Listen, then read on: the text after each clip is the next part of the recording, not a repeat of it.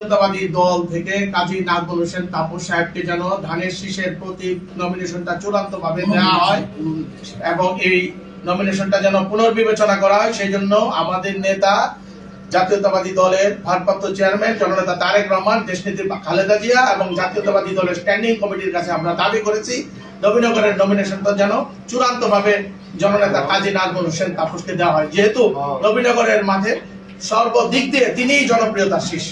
জনগণের দাবি বাস্তবায়নের জন্য আমরা জনগণের পক্ষ থেকে দলের এই নমিনেশনটা কাজী নাজমুল হোসেন তাপসকে দেওয়ার জন্য আমরা